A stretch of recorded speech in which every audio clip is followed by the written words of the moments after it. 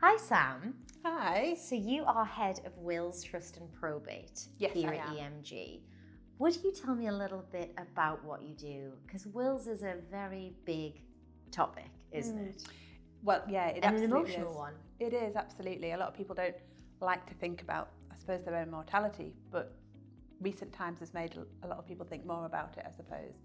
But wills is kind of part of, I suppose, inheritance tax planning, because you're looking at everyone's whole estate, the value of it, and where you want it to go, what reliefs you can use to be able to mitigate inheritance tax. So it is a wide subject, but it's also important in terms of ensuring the people you want to inherit do, and ensuring that you're tasking the right people with kind of administering your estate and doing what your will says. And you know, it's also important because you can appoint guardians. So if you've got young children, it's a great way to tell people who you want to have the kind of pastoral care responsibilities for your children if you were to die. And I guess, speaking from personal experience here, when you plan a will, you sort of think, how prepared do I need to be? Do I need to come to our first meeting with every bit of paperwork to do with the boiler and the car and whatever else? Well, what do you think? What would you say? What's the first meeting going to be like? So the first meeting really is to try and work out about your estate. So I kind of like people to know a little bit about what they have in terms of their estate. So what I would normally do is talk to them about themselves, about their family tree, so that I can understand the family structure. Even if we've got people on there who you don't want to inherit, it's good to know about them as well, because the more that you know, the better advice that I can give, if you see what I mean. I'd like to know about what assets you have. I might not know the values at that meeting, but we can work on estimates for the initial meeting. And then if inheritance tax is a problem, we might look at values in more detail. But if it isn't, that's fine. And then I would kind of talk to you in more detail about actually what you want to achieve. And it might be that inheritance tax mitigation is the most important, but that might not be the case. And it might be that you want certain people to receive certain things, and then we work out how they do that, whether any sort of protection is needed for them, you know, if they're vulnerable or if you're worried about them. But I kind of get an idea, and it's a good chance, I suppose, for me to learn more about you as my client so that I can give you the right advice. And I guess when people are thinking about drafting their will, right in the basics, are there different sections that some may take longer than others? Is this a conversation you should be having with your partner before? Or do some surprises come out? Yeah, there are some surprises. I always think it's better if you've talked about it with your partner before, and it's often better if you do them together so that everyone's on the same page. I have had, some where people haven't chatted about it before, and we've kind of left that to one side to return to it afterwards. But it's a little bit awkward for them, I think, more than anything. So yeah, I think it is better if you've talked about it. Yeah, because I think it's, and again, I speak from personal experience here. Really, it can be really a scary conversation. Some people think you're tempting fate, or when do you bring up about your will at the breakfast table, on a meal out, at birthday dinner? Well, I would.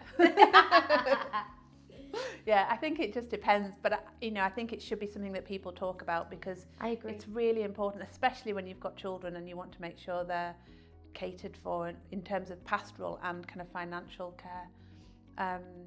I really think that's important. And I think when you've got broken families as well, or the merging of two families, it's also important to make sure people know what's happening, what the two people have decided, so that there's no shocks on death.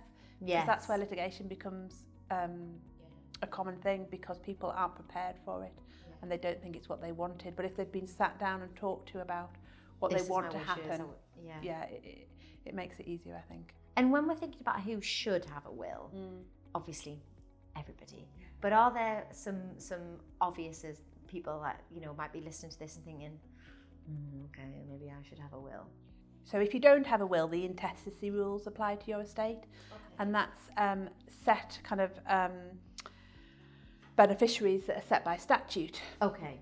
So really it depends on who you want to benefit, but I would always suggest having a will, because you then choose who administers your estate, and that's a big choice.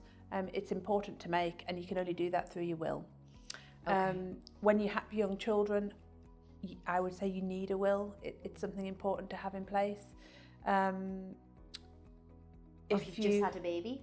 Yeah, if you've just had a baby, if you've just got married, you need to think about wills, because marriage revokes a will. So if you had a will already and got married, you don't have one anymore. Oh, okay. So that's important. If you get divorced, you should look at your will again.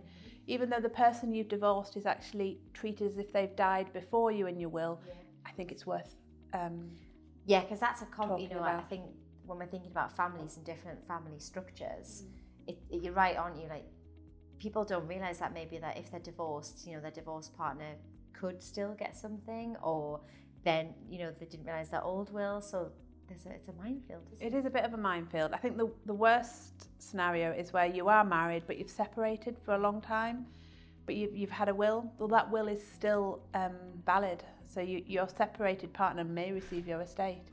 So things like that, you've got to be... I always think it's worth reviewing your will on major occasions like birth, death, marriage, divorce. There must be another one, because I'm sure I had 5. Who knows what that is? Deaths, marriage, divorce. Big birthdays? Sure. I like it. Turning 60? Yeah. And so in terms of... Because I think for some people, they think, I've made my will, done it. And that's it just lives in a drawer forever. But that's not actually quite the case, is it? You should review it. Yeah. Definitely review it on all those scenarios, but also probably say every 5 years. And it might be that you don't need to change anything, but it's worth looking at it to see. Yeah, because when we think about, the few years we've just had with the pandemic, how much had changed unexpectedly, whether with assets or, businesses or family relationships. Yeah, absolutely. No, it is really worth, you may not need to change anything, but it's worth looking. Having a look. Yeah. And talk to me about DIY wills. Mm-hmm. What do people need to know realistically about doing their own will? Probably not to do it. Probably not to do it, okay.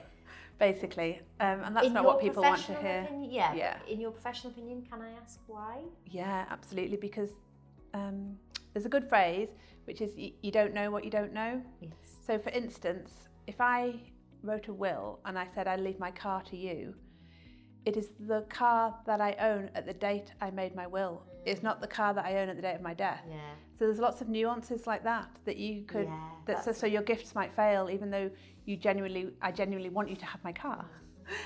It's okay. That gift would fail if I changed my car. And that can happen a lot.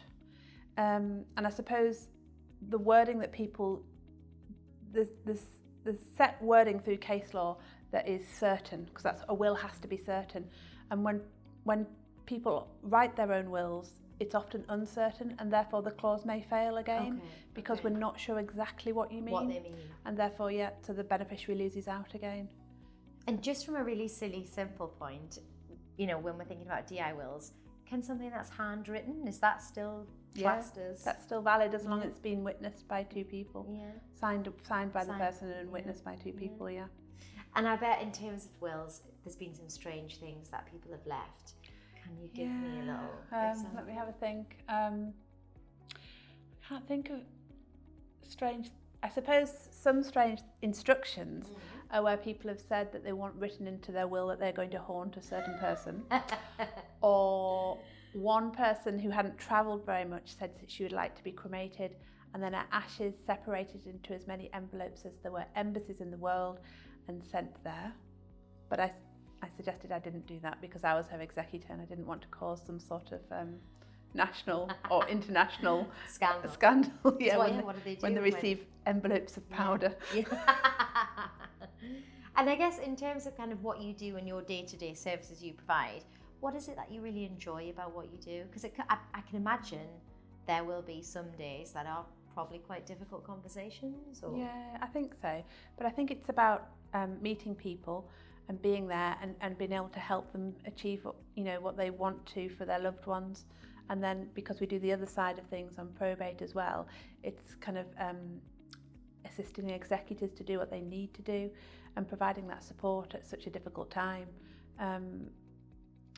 So it's all about people really. At my job, all about people. Oh, that's lovely. Thank you so much for talking to me. Oh, that's all right. Thank you.